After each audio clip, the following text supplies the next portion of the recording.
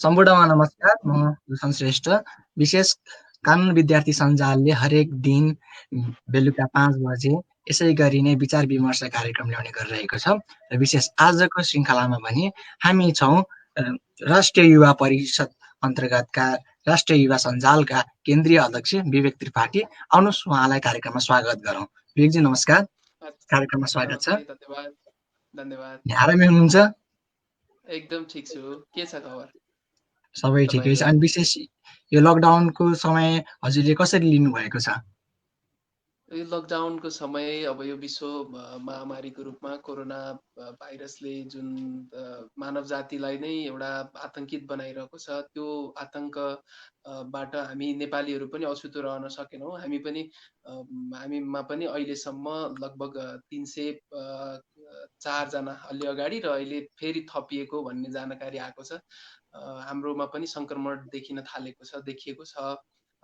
यसले गर्दा घरमा बस्ने, घरमा अब सुरक्षाका उपायहरू अपनाउने, घरमा बस्ने, घरको कामहरू गर्ने, करेसा बनाउने लगायतका कामहरू गर्ने, अनि यसरी नै अनलाइन अन्तर्क्रिया कार्यक्रमहरूमा सहभागी हुने, युवाहरूका बीचमा जाने, युवाहरूमा नयाँ खालको ऊर्जासँगै युवाहरूका भावना विचारहरू के छन् भनेर बुझ्ने, त्यस्तो खालको कामहरूमा अलिकति बढी इङ्गेज भएको छु। केही किताबहरू थिए मसँग पढ्न एकदमै मन लागेका, तर किनेर पनि राखेका, तर पढ्न समयको हिसाबले नपाएका कतिपय पुस्तकहरू थिए। ती पुस्तकहरू पढ्ने गरेर दिनचर्या बितिरहेको छ।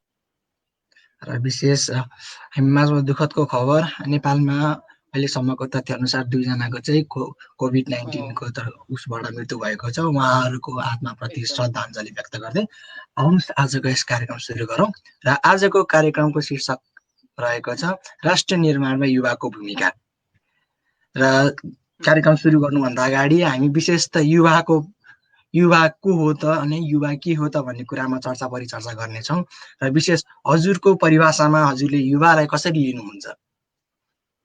मेरो व्यक्तिगत धारणा विचार सँगै त्यसलाई म अलि पछाडि राखेर अहिले चाहिँ खासमा युवा भनेको हाम्रो संविधानले हाम्रो देशमा भन्ने कुरा चाहिँ 16 वर्षदेखि 40 वर्ष उमेर समूहका जो इनर्जेटिक, स्वस्थ, मानसिक, सामाजिक, आर्थिक हिसाबले स्वस्थ युवाहरू युवाको सूचाङ्क युवाभित्र पर्नुहुन्छ।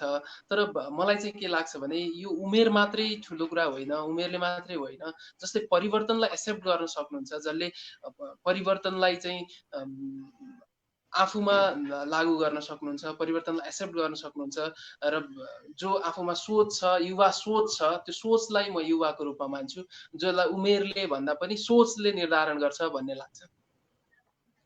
र विशेष हाम्रो अर्को प्रसङ्ग रहेको छ युवा विकास, होइन? हामीले चाहिँ यो व्यक्तिगत तथा सामाजिक हिसाबले हेर्नु भने युवा विकासको लागि चाहिँ हजुरको संस्थाले र त्यसै गरी राष्ट्रिय युवा परिषदले चाहिँ कस्तो खालको भूमिका निर्वाह गरिरहेको छ त विगतको समयमा र अहिलेको समयमा?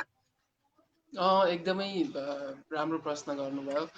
हामीले अब यो कोरोना सङ्क्रमणको चाहिँ विश्वव्यापी रूपमा फैलिरहेको त्यो परिस्थिति पछाडि विभिन्न खालका गतिविधिहरू हामीले सञ्चालन गऱ्यौँ, जसमा चाहिँ कोरोनाको जानकारी नहुन सक्छ दूर दराजमा भन्ने हिसाबले हामीले एउटा एकजना व्यक्तिले 3 जनालाई फोन गरेर कोरोना सङ्क्रमणको बारेमा जानकारी दिने भन्ने अभियान चाहिँ सञ्चालन गऱ्यौँ, जुन लकडाउन हुनुभन्दा हामीले 2 हप्ता अगाडिदेखिबाट सञ्चालन गरेका थियौँ। त्यो अत्यन्तै प्रभावकारी ढङ्गबाट विभिन्न क्षेत्रमा रहेका युवाहरूले फोन गरेर अर्को 3 जनालाई फोन गर्नुभयो र उहाँले कोरोना सङ्क्रमण कसरी सर्छ, कोरोना कसरी फैलन्छ भन्ने बारेमा जानकारी दिनुभयो, र फेरि हामीले त्यो व्यक्तिले फेरि अर्को 3 जनालाई चाहिँ फोन मार्फत फोन गर्न आग्रह गऱ्यौँ र कोरोना सङ्क्रमण कसरी हुन्छ भनेर जानकारी दिनुहोस् भन्नका निम्ति हामीले त्यो खालको एउटा मुभमेन्ट चलायौँ। त्यो अभियान जहाँसम्म लाग्छ एकदमै इफेक्टिभ भयो। त्यस पछाडि हामी लकडाउनमा जानुपर्ने स्थिति भयो, देश लकडाउनमा गयो, अनि हामीले हेल्थ डेस्क, हामीले चाहिँ युथ हेल्प लाइन भनेर एउटा हेल्थ हेल्पलाइनको स्थापना गऱ्यौँ। युथ हेल्थ हेल्थ हेल्पलाइन स्थापना गरेर युवाहरूका जति पनि स्वास्थ्य समस्यादेखि लिएर गएर युवाका परिवारमा हुन सक्ने अथवा अन्य व्यक्तिहरूमा हुन सक्ने स्वास्थ्य समस्यालाई मध्यनजर गर्दै हामीले एउटा हाम्रो सञ्जालसँग चाहिँ हामीले केही डक्टरहरू र विज्ञहरूसँग कोलाबोरेसन गरेर हामीले त्यो हेल्थ हेल्पलाइन चाहिँ हामीले सञ्चालन गऱ्यौँ। त्यस पछाडि हामीले निरन्तर लकडाउन पछाडि खाद्य सङ्कटको चाहिँ एकदमै अझ समस्या बेहोरिरहेको प्रदेश नम्बर 2 मा हामीले निरन्तर आजका दिनसम्म निशुल्क रूपमा हामीले खाद्यान्न वितरण गरिरहेका छौँ। 2 छाक त्यहाँ खाना खुवाउने कार्यक्रम हामीले हाम्रा युवाहरूले त्यहाँ गरिराख्नु भएको छ। जो सञ्जालमा आबद्ध हुनुहुन्छ उहाँहरूले त्यो कार्यक्रमलाई अगाडि बढाइराख्नु भएको छ। त्यो साथै त्यो सँगै हामीले अब करेसा च्यालेन्ज प्रतियोगिता जुन युवाहरूको माझमा अत्यन्तै ट्रेन्डिङको रूपमा थियो, यो च्यालेन्ज एक्सेप्ट गर्ने च्यालेन्ज गर्ने कुरा, अनि हामीले फेरि त्यसलाई चाहिँ अलिकति मोडर्नाइज गरेर के गर्यौँ भने युवाहरूलाई अबको परिस्थितिमा यो लकडाउन यसरी नै लम्बिँदै जाँदाखेरि त युवाहरूले हाम्रो परिवारमा खाद्य सङ्कट हुन सक्छ। त्यो भएर युवाको यो टाइम यो समयलाई सदुपयोग गर्दै हामी मानसिक रूपमा पनि स्वस्थ रहने अनि शारीरिक रूपमा पनि स्वस्थ रहने हाम्रो क्रिएटिभिटी प्रस्तुत गर्ने खालको हिसाबले हामीले करेसा च्यालेन्ज भनेर त्यो प्रतियोगिता सञ्चालन गरिरहेका छौँ। त्यो निरन्तर चलिरहेको छ त्यो करेसा च्यालेन्ज कम्पिटिसन। त्यसमा म यो लाइभ हेरेर बस्नुभएका सम्पूर्ण युवाहरूलाई पनि सहभागी हुन यसै कार्यक्रम मार्फत आग्रह गर्न चाहन्छु। त्यो सँगै हाम्रो फेडरल युथ नेटवर्कको फेसबुक पेजमा पनि तपाईँहरूले यसको डिटेल्स अरू पनि हेर्न सक्नुहुन्छ। म त्यो हेर्नका लागि पनि तपाईँहरूलाई आग्रह गर्न चाहेँ। र त्यो सँगै हामीले युवाहरू मानसिक रूपमा पनि घरमै बसिराख्दा अलिकति मानसिक रूपमा पनि असर पर्न सक्छ भन्ने हिसाबले हामीले विभिन्न चरण गरेर हामीले मानसिक परामर्श कार्यक्रमहरू अनलाइन मार्फत जुम मार्फत हामीले त्यो अनलाइन परामर्श कार्यक्रमहरू सञ्चालन गऱ्यौँ। युवाका धारणाहरू बुझ्नका लागि युथ भोइस, आज कस्तो अवस्थामा छन् त युवाहरू, अनि यो समयको पछाडि यो अत्यन्तै ऊर्जा सञ्चय गर्ने समय पनि हो युवाहरूको लागि मेरो बुझाइमा। त्यस कारणले युवाहरू अलिकति यो हिसाबले एउटा युवाहरूलाई क्रिएटिभिटीको हिसाबले खोज अनुसन्धान र आफ्नो विगतको समयलाई चाहिँ एनालाइसिस गर्ने समय पनि हो। त्यस कारणले त्यो गर्नका निम्ति अझ थप मद्दत पुगोस्, आइडिया सेयरिङ हुन् भन्ने हिसाबले हामीले युथ भोइस भन्ने एउटा कार्यक्रम सञ्चालन गरिरहेका छौँ। त्यो निरन्तर चलिरहेको छ। त्यो सँगै हामीले एउटा स्वयंसेवकीय रूपमा युवाहरूले जहाँ हुनुहुन्छ त्यहाँ आफ्नो स्थानीय तहसँग समन्वय गरेर स्थानीय तहका सरकारहरूसँग देखि प्रदेश तहका सरकार, त्यस पछाडि सङ्घीय तहको सरकारसँग समन्वय गरेर जहाँ हुनुहुन्छ त्यहाँको सरकारलाई सहयोग गर्दै विभिन्न खालका गतिविधिहरूलाई हामीले सञ्चालन गरिरहेका छौँ। जस्तो हामीले क्वारेन्टाइनमा बस्नका लागि नेपालमा पहिला अलिकति समस्या देखियो। त्यो समस्यालाई न्यूनीकरण गर्नका निम्ति त्यहीँका युवाहरूलाई हामीले विदेशबाट आएका व्यक्तिहरूको नाम सङ्कलन गर्ने काममा हाम्रा युवाहरूले धेरै काम गर्नुभयो। अनि त्यो सँगै अहिले एसई दिन लाग्नुभएका विद्यार्थीहरू जो घरमै हुनुहुन्छ उहाँहरूले आफ्नो पढाइप्रति फेरि अप्ठ्यारो हुनसक्छ भन्ने हिसाबले हामीले सामाजिक दूरीलाई कायम गर्दै हामीले एउटा खालको त्यो विद्यार्थीहरूलाई पठन पाठनमा चाहिँ इङ्गेज गराउने हिसाबले हाम्रा वडा क्लब सञ्जालहरू पनि कतिपय वडा क्लब सञ्जालहरू त्यो कामहरूमा पनि लागिरहेका छन्। त्यो सँगै स्थानीय सरकारहरूसँग र प्रदेश सरकारको कोअर्डिनेसनमा हाम्रा सञ्जालका साथीहरू अत्यन्तै सक्रियतापूर्वक ढङ्गबाट लागिराख्नु भएको छ। हामी आफ्नो ठाउँमा लागिरहेका छौँ र परिषदले पनि युवाहरूको क्षमता विकासका लागि विभिन्न खालका कार्यक्रमहरू गरिरहेको छ। विशेष देशमा आजकलको दिनहरूमा भनौँ न, विगतका यी लकडाउनभन्दा अगाडिको दिनहरूमा चाहिँ रोजगारको खोजीमा चाहिँ धेरै युवाहरू विदेश पलायन भइरहेका छन् है, यो लकडाउनको दिनभन्दा अगाडिको कुराहरूमा। र यसलाई कम गराउन चाहिँ विशेष पहिलाको पहल चाहिँ के थियो त हाम्रो यस हजुरको संस्थाको, र अहिलेको सन्दर्भमा चाहिँ ती विदेशीका युवाहरूलाई नेपाल भित्राउनमा चाहिँ हजुरहरूको संस्थाले कस्तो पहल गरिरहेको छ? हो, हामीले भनेका छौँ हाम्रो त्यो बाध्यता थियो, एउटा खालको बाध्यता थियो, परिस्थिति त्यस्तै थियो। म जस्ता धेरै युवाहरू र हामी जस्ता युवाहरू विदेशिनु परेको थियो, जहाँ हामीसँग सम्भावनाहरू धेरै छन्, तर ती सम्भावनाहरूको सही सदुपयोग गर्न हाम्रो राज्य सरकारले, हाम्रो स्थानीय तहदेखि हाम्रा संरचनाहरूले सकिरहेका थिएनन्। हाम्रा युवाहरूले पनि फाइन्ड आउट गर्न सकिरहेका थिएनन् कस्तो खालको चाहिँ राज्य निर्माण गर्ने अथवा युवाहरूलाई के चाहिँ रोजगारीमा इङ्गेज गराउने भन्ने खालको, अथवा हाम्रो शिक्षा नीति नै भनौँ, हाम्रो शिक्षा नीतिले पनि खास गुड गाइडेन्स गर्न सकिरहेको छैन। इभन अहिले पनि गाइडेन्स राम्रोसँग भइरहेका छैनन् युवाहरूलाई, हाम्रो शिक्षाले त्यो दिइरहेको छैन, उत्पादनशील शिक्षा हाम्रो छैन। त्यो नभइरहँदा पनि हाम्रा धेरै युवाहरू बाहिरिनु भएको छ, विदेशिनु भएको छ। यो महामारीको बिचमा धेरै युवाहरू विदेश हुँदाखेरि हाम्रै दाजुभाइहरू विदेशमा भइरहँदा त्यहाँको अझ प्रताडित अवस्थाहरू देख्दा हामीलाई पनि कता कता धेरै चिसो पसिरहेको छ, धेरै मनमा कतै कतै दुःख लागिरहेको छ। हामी यहाँ छौँ, हामीलाई त केही भएको छैन, तर हाम्रो दाजुभाइहरू विदेशमा हुनुहुन्छ, कति दुःख र कति दर्दनाक कुरा छ क्या यो। तर अब ती युवाहरू एउटा अवस्थाका कारणले उहाँ पुग्नु हो, उहाँहरूले रेमिटेन्सले नै हाम्रो सरकारमा 25% भन्दा बढी त्यो हिसाबले हाम्रो अर्थतन्त्रलाई थेगेको थियो। त्यो अर्थतन्त्र मात्रै नभएर अब हाम्रो भावनात्मक कुरा पनि उहाँहरूसँग छ, र उहाँहरूलाई विदेश स्वदेशमा ल्याउने र उहाँहरूलाई चाहिँ उहाँहरूको सिप क्षमता लाई अभिवृद्धि गर्दै उहाँहरूको अनुभवलाई चाहिँ नेपाली युवाहरूमाझ राख्दै उहाँहरूलाई स्टार्टअप बिजनेसलाई अगाडि बढाउने खालका रणनीतिहरूलाई पनि युवा परिषदले सहयोग गर्दै आइरहेको छ, जसले अनुदानको रूपमा र अन्य रूपमा युवाहरूलाई चाहिँ युवाको क्षमता अभिवृद्धि गर्ने कार्यक्रमहरू अगाडि सारिरहेको छ। र अब ती युवाहरूले नेपालमा यदि आउन चाहने युवाहरू हुनुहुन्छ भने अलिकति केही सहज स्थिति यहाँ निर्माण गरेर ती विदेश रहनुभएका युवा दाजुभाइहरूलाई नेपाल ल्याउने र नेपालमै यहीँबाट हामी उत्पादनसँग जोड्ने, ती युवाहरूलाई उत्पादनबाट जोडेर देशको अर्थतन्त्रलाई अझ मजबुत र बलियो बनाउने खालका योजनाहरू अगाडि बढाउनका निम्ति केही खालका कामहरू भइरहेका छन्। त्यसमा तपाईँहरूले हाम्रो परिषदको वेबसाइटमा पनि तपाईँहरूले यथेष्ट जानकारीहरू पाउन सक्नुहुन्छ, र हामी केही जानकारीहरू हाम्रो युथ फेडरल नेटवर्कको माध्यमबाट, फेडरल युथ क्लब नेटवर्कको माध्यमबाट पनि हामीले सेयर गरिरहेका छौँ, त्यहाँ पनि तपाईँहरूले हेर्न सक्नुहुन्छ।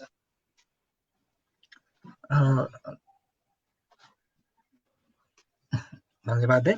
र विशेष यो हामीले अहिलेको परिवेशको कुरा त गऱ्यौँ होइन, र अर्को कुरा के कुरा छ भन्दाखेरि चाहिँ देश निर्माणमा चाहिँ हामीले युवाको भूमिका ठुलो हुन्छ होइन भन्ने कुराहरू गरिरहेका छौँ। र देश निर्माणमा यो अहिलेको सन्दर्भमा युवाको भूमिका अलिक कम देखिएको छ है। र देखिए तापनि युवालाई चाहिँ गलत राजनीतिक दृष्टिबाट प्रयोग गरिएर उनीहरूले एक किसिमले कठपुतली जस्तो बनाएको देखिन्छ। भनौँ न राजनीतिक दबावले होस् या राजनीति मात्र होइन कि अरू दबावले गर्दा पनि युवा चाहिँ हेर्दाखेरि चाहिँ युवा नेतृत्व देखिएको छ, तर उनीहरू चाहिँ स्वतन्त्र रूपमा चाहिँ आफ्नो कुराहरू राख्न पाइरहेको नदेखिएको छ होइन।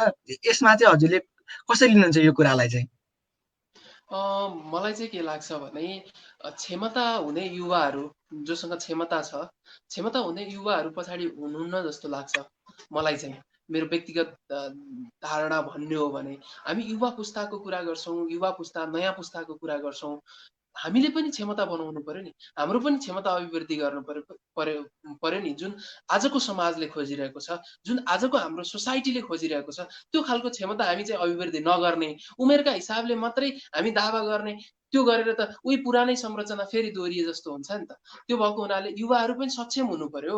युवाहरू आफैमा सक्षम आफ्नो क्यापासिटी बिल्डअप गरेर आफ्नो चाहिँ क्षमता अभिवृद्धि गरेर जाने युवाहरूलाई कहीँ पनि बाधक बन्छ भन्ने मलाई चाहिँ लाग्दैन। तर धेरै युवाहरू आज राजनीतिभन्दा फरक रहेर, राजनीतिभन्दा टाढा रहेर बस्न चाहने अथवा राजनीतिप्रति एकदमै नकारात्मक धारणाहरू विकास भइरहेका छन्। त्यो चाहिँ हो, म मान्छु। तर त्यसका निम्ति पनि केही फ्याक्टर्सहरू त छन् होला नि त। हो, ती कुराहरूलाई चाहिँ हामीले खोज्नु पर्यो, त्यसलाई अन्त्य गर्नु पर्यो। त्यसका निम्ति नयाँ पुस्तालाई नै रोज्नुपर्छ क्या। सबैभन्दा मुख्य कुरा भनेको अब आउने नयाँ पुस्ताले नयाँ पुस्ताको युवालाई नै रोज्यो भने हाम्रो जुनसुकै पनि हालतमा, जुनसुकै परिवेशमा पनि युवाको नेतृत्व अवश्य पनि देश निर्माणमा हुन्छ, देश निर्माणका लागि पुग्छ भन्ने मेरो धारणा छ। र जुन हजुरले सुनिराख्नु भएको छ एकदम सुने। र हजुरले जुन यो युवा नेतृत्वमा आफै सक्षम हुनुपर्छ भन्ने कुराहरू गर्नु यो निकै नै आफैमा एकदम उत्कृष्ट शब्दहरू रहेको छ। र विशेष त्यसको लागि त अब युवा सशक्तिकरण पनि जरुरी छ र विशेष हजुर युवा सशक्तिकरण गर्नमा चाहिँ के सामान्य कारकहरू हुन्छ त? सामान्य कारक चाहिँ के हुन्छ त उनीहरू? युवा सशक्तिकरणमा अब अर्को एउटा महत्त्वपूर्ण कुरा भनेको त युवा सशक्तिकरणको लागि हाम्रो शिक्षा नै हो। मैले मेरो अनुभवले मैले देखेको कुरा र म यस सोसाइटीमा हुर्किँदासम्म मैले पढेको कुराले मलाई निर्धारण गर्छ। जेको बिरुवा रोप्यो नि फल दिने त्यही नै हो नि। सिउँडीको बोट रोपेर स्याउ फल्छ भन्ने त हुँदैन नि त। त्यो भएको हुनाले हाम्रो स्कुलिङ के हो त? हामी कुन स्कुलिङबाट गाइडेड छौँ? हाम्रो सोसाइटी कस्तो हो त? त्यसको रिप्रेजेन्टेटिभ नै हामी हो नि। त्यो भएको हुनाले हाम्रो शिक्षा नीति चाहिँ महत्त्वपूर्ण एउटा फ्याक्टर्स हो भन्ने मलाई चाहिँ लाग्छ। र त्यो स्कुलिङ चाहिँ अलिकति हामीलाई कस्तो खालको अहिलेको समाज, अहिलेको परिवेश, अहिलेको परिस्थितिले कस्तो खालको प्रोडक्ट खोजिरहेको छ त, मार्केटमा के चाहिँ चिजको आवश्यकता छ त भन्ने खालको अध्ययन बिनाको हामी उही पुरातनवादी सोचबाट गाइडेड भएको शिक्षालाई नै हामीले अवलम्बन गरिरहेका छौँ। त्यो अवलम्बन गरिरहेको शिक्षाका कारणले हामी चाहिँ पछाडि परेका हौँ, हाम्रा युवाहरू अलिकति पछाडि परेका हुन् भन्ने लाग्छ। र युवालाई सशक्तिकरण गर्नका लागि त शिक्षाको महत्त्वपूर्ण भूमिका छ। त्यस कारणले शिक्षालाई नै परिवर्तन गर्नुपर्छ र हाम्रो समाजले, हाम्रो सोसाइटीले जे कुराको डिमान्ड गरेको छ, मार्केटले जे कुरा डिमान्ड गरेको छ त्यही खालको प्रोडक्ट युनिभर्सिटीहरूले गरिदिनु पर्यो। त्यो युनिभर्सिटीहरूले गरिदियो भने कोही मार्केटले खोजेको कुरा युवाहरूले ग्राब गर्न सक्छन् अथवा युवाहरूले चाहिँ आफूलाई लागू गर्न सक्छन् नि त। हो त्यो भएको हुनाले युवा सशक्तिकरणका लागि महत्त्वपूर्ण कुरा भनेको शिक्षा हो, हाम्रो स्कुलिङ हो। त्यो स्कुलिङ चाहिँ सुधार्नुपर्छ भन्ने लाग्छ। र यो विशेष यो शिक्षाको कुरामा चाहिँ अवश्य उच्च शिक्षाको लागि चाहिँ अब स्वदेशमै बसेर पढ्नको लागि चाहिँ हजुरको संस्थाले चाहिँ कतिको भूमिकाहरू खेलिरहेको छ? जस्तै अब धेरै मानिसहरू विदेश पलायन भएका छ शिक्षाकै लागि पनि, र अब विदेश पलायन भइसकेपछि शिक्षा मात्रै नभएर देखिएको समाजमा देखिएको चाहिँ अब पढाइको लागि भने स्टुडेन्ट भिजामा गएको देखिन्छ, तर उता गइसकेपछि चाहिँ अब पैसा कमाउनेदेखि लिएर शिक्षाको चाहिँ जति उसले सोचेर गएको हुन्छ त्यो चाहिँ हासिल गरेको हुँदैन। यसमा चाहिँ अब देशमै बसेर उच्च शिक्षा हासिल गर्नुपर्छ भन्ने कुराहरूमा चाहिँ अब हजुरहरूले चाहिँ सरकारलाई पनि कतिको आफ्नो कुराहरू राखिराख्नु भएको छ त? एकदमै हो। हामीले नै मिडिया फोरमहरू र हाम्रो संस्था मार्फत हामीले ती प्रयासहरू पनि गरिरहेका छौँ।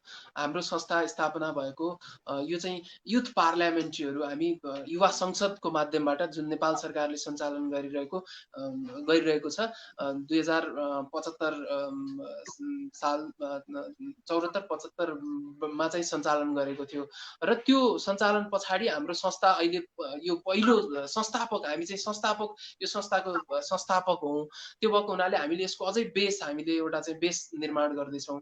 जुन त्यो जग निर्माण गर्दाखेरि हामीले विभिन्न खालका कुराहरू युवालाई स्वयंसेवकीय रूपमा पनि, युवाहरू यत्रो हाम्रो जनशक्ति छ, युवाहरूको अत्यन्तै लाभको समय हो यो, युवा लाभको समय हो। हाम्रो देशको हिसाबमा हेर्ने हो भने अहिले 41% समथिङ युवाहरू चाहिँ हाम्रो जनसङ्ख्याको टोटल युवाहरू हुनुहुन्छ भनेको यो अत्यन्त युवाहरूलाई चाहिँ एकदमै गाइडेड गरेर हामीले समृद्धि हासिल गर्ने, समृद्धिका माध्यमबाट खुसी हासिल गर्ने एकदमै महत्त्वपूर्ण समय हो। यो समयलाई उपयोग गर्नका निम्ति पनि हामीले विभिन्न खालका फोरमहरूमा, विभिन्न खालका हाम्रो पार्लियामेन्टमै पनि हामीले पटक पटक यस्ता खालका कुराहरू, यी विषयवस्तुहरूलाई उठाएका छौँ र यसका निम्ति पनि सम्बन्धित निकायहरू एकदमै यो विषयमा सचेत हुनुहुन्छ। हामीले सचेत पनि गराइरहेका छौँ र उहाँहरूले हामीसँग प्रतिबद्धता पनि व्यक्त गर्नुभएको छ। आगामी दिनहरूमा उहाँहरूले करेक्सन गरेर जाने खालका प्रतिबद्धताहरू व्यक्त पनि गर्नुभएको छ। त्यही नै हो। र विशेष अहिलेको यो शताब्दी चाहिँ पुरै डिजिटलमय नै भइरहेको छ र हामीले चाहिँ कसरी डिजिटल मिडियालाई चाहिँ राष्ट्रको विकासमा चाहिँ प्रभावकारी र सुरक्षा रूपमा प्रयोग गर्न सक्छौँ त, विशेष युवाहरूले? एकदमै एकदमै हामीले अहिले हिजोको जस्तो परिवेश आज छैन। आज हिजोको अवस्थामा यो लकडाउन हुन्थ्यो भने हामी सायद यसरी कुराकानी गर्न सक्दैनौँ। यो पनि डिजिटल एउटा प्लेटफर्म हो। यो डिजिटल प्लेटफर्मका माध्यमबाट जस्तो अहिले यो तपाईँहरूको फेसबुक पेज मार्फत धेरै युवाहरूले, धेरै विद्यार्थीहरूले हाम्रो जुन अन्तर्वार्तालाई हेर्नुभएको छ, यो पनि एउटा राष्ट्र निर्माणका निम्ति यसको महत्त्वपूर्ण भूमिका छ। धेरै युवाहरूलाई मैले मेरा कुराहरू सेयर गर्न पाएँ, कतिपय कुराहरू मैले तपाईँहरूका कुराहरू पनि मैले सिक्ने अवसर पाएँ। हामीसँग यो खालको एउटा प्लेटफर्म छ। यसलाई चाहिँ राष्ट्रको समृद्धिमा हामीले जोड्न सक्छौँ। कसरी जोड्न सक्छौँ भन्दा धेरै युवाहरूसँग भूगोलको हिसाबले हामी टाढा हुन सक्छौँ, तर अहिले यो जुन हामीसँग यो अहिलेका यो प्रविधिको विकासले गर्दा हामी एकदमै नजिक भइरहेका छौँ। त्यो नजिक भएको कुरालाई हामीले आइडिया सेयरिङका कुराहरूदेखि लिएर गएर हाम्रा सम्भावनाहरू, म यस्तो ठाउँमा छु, यहाँ छु र यहाँ चाहिँ यो के हुन सक्ला साथीहरू भनेर धेरै साथीहरूसँग सेयर गर्न सक्छौँ। त्यो सेयर गरेर अनि धेरै साथीहरूले कहीँ अन्त पनि त्यस्ता खालका कार्यक्रमहरू उहाँहरूले सञ्चालन गरेको हुन सक्नुहुन्छ। ती आइडियाहरू सेयर गर्ने, युट्युबबाट हामीले विभिन्न खालका भिडियोहरू बनाएर ती भिडियोहरू हेर्ने र तिनलाई फेरि हामीले प्रयोगमा ल्याउने। जस्तो म एउटा अनुभव भनौँ, मैले करेसा निर्माण गर्ने बेला हामीले करेसा च्यालेन्जको जुन कन्सेप्ट ल्याएका थियौँ, त्यस पछाडि चाहिँ मलाई के लाग्यो भने मैले युट्युबमा हेरेँ कसरी चाहिँ घरमै करेसा बनाउन सकिँदो रहेछ, घरको रिसोर्सहरू युज गरेर कसरी बनाउन सकिँदो रहेछ त भनेर मैले हेरेँ। हेरिसके पछाडि त मलाई बेनिफिट भयो नि त। मैले एउटा खालको राम्रो करेसा डिजाइन गर्न सकेँ होइन, मैले त्यहाँ मेरो क्रिएटिभिटी प्रस्तुत गर्न सकेँ। त्यो खालको अवस्था छ अहिले भने पछाडि हामीले त्यसरी चाहिँ त यो अब त्यसले एउटा खालको समृद्धिमा इँटा थप्न सक्छ। भनेको हामीलाई खाद्य सङ्कटबाट केही हदसम्म भए पनि न्यूनीकरण गर्न सक्छ नि। म बजार किन्न जानु त परेन नि, केही दिनका लागि त मैले आफैले तरकारी उत्पादन गर्न सकेँ। भनेको विभिन्न कुरामा यसरी चाहिँ यसलाई प्रयोग गर्न सकिन्छ। यो डिजिटल प्लेटफर्म चाहिँ अत्यन्तै महत्त्वपूर्ण अहिलेको युवाहरूलाई, यो स्मार्ट जेनेरेसनको युथहरूलाई, अहिलेको युवाहरूलाई स्मार्ट बनाउनका निम्ति यो डिजिटल प्लेटफर्म एकदमै गुड प्लेटफर्म हो। र विशेष अहिले चाहिँ हामी अब जस्तै अब कुनै पनि कुरालाई नेतृत्व गर्दाखेरि योजनाको आवश्यकता पर्दछ। त्यसै गरी अब राष्ट्रिय युवा सञ्जालले चाहिँ भनौँ न परिषदले युवाको लागि चाहिँ कस्तो खालको योजना ल्याएको छ र कति वर्षीय योजनाहरू ल्याएको छ त? अब राष्ट्रिय युवा परिषदको स्थापना 2072 सालमा भएको थियो।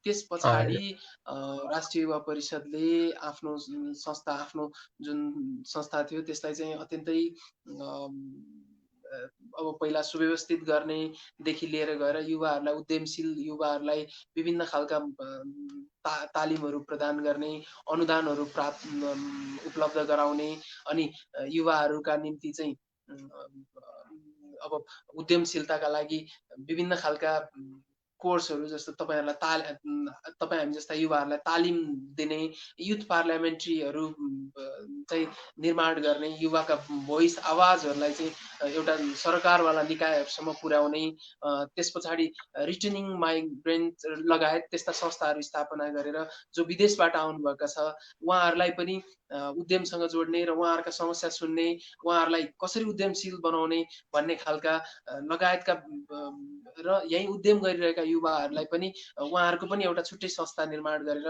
उहाँहरूलाई पनि उहाँहरूका अनुभव साट्ने, उहाँहरूमा भएका समस्या, नीतिगत समस्याहरू, आर्थिक समस्याहरूलाई पनि समाधान गर्नका निम्ति पहल गर्ने, त्यस्ता खालका धेरै कामहरू युवा परिषदले गरिरहेको छ। जसले चाहिँ गर्दा राष्ट्रिय युवा परिषदका कार्यकारी उपाध्यक्षलाई एउटा इन्टरनेसनल अवार्ड समेत मिलेको थियो, जुन चाहिँ युवाहरूको क्षेत्रमा अत्यन्तै महत्त्वपूर्ण योगदान दिएको भनेर अन्तर्राष्ट्रिय अवार्ड समेत मिलेको थियो। र यसरी कामहरू धेरै खालका कामहरू राष्ट्रिय युवा परिषदले गरेको छ र त्यसमा जोडिएर हामीले हाम्रो सङ्घीय युवा क्लब सञ्जालको माध्यमबाट हामीले देशभरि रहेका युवाहरू जो 16 देखि 24 वर्ष उमेर समूहका युवाहरूको नेतृत्व गरेर ती युवाहरूको विचारलाई, ती युवाहरूले गर्न चाहेको सोचलाई कार्यान्वयनमा ल्याउनका निम्ति हामीले पनि आफ्नो ठाउँबाट, आफ्नो संस्थाको तर्फबाट, मेरो व्यक्तिगत तर्फबाट निरन्तर हामी त्यो काममा छौँ, हामीले लागिरहेका छौँ। अबको युवाहरू जो स्मार्ट युवाहरू हुनुहुन्छ उहाँहरूलाई देखि हाम्रो दूर दराजमा रहेका युवाहरूलाई समेत हामीले यो देशको मूल प्रवाहमा ल्याउने डेलिभरी सिस्टम हाम्रो अत्यन्तै अहिले सबैभन्दा मलाई लागेको चाहिँ के हो भने हाम्रो डेलिभरी छैन। हामीले विकास समृद्धिका हरेक कुराहरू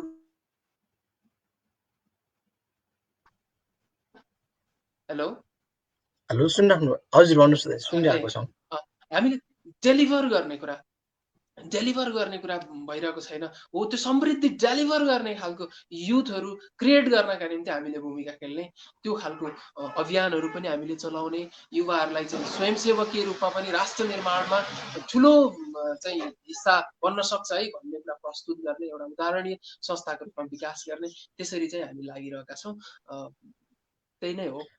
र विशेष आजको हाम्रो यस बसाइमा हामीसँग हुनुहुन्छ आजको हाम्रो अतिथि राष्ट्रिय युवा सञ्जाल का केन्द्रीय अध्यक्ष विवेक त्रिपाठी। र यदि हजुरहरूसँग केही आफ्नो जिज्ञासा प्रश्नहरू छ भने हजुरहरूले हामीलाई कमेन्ट सेक्सनमा छोड्न सक्नुहुन्छ।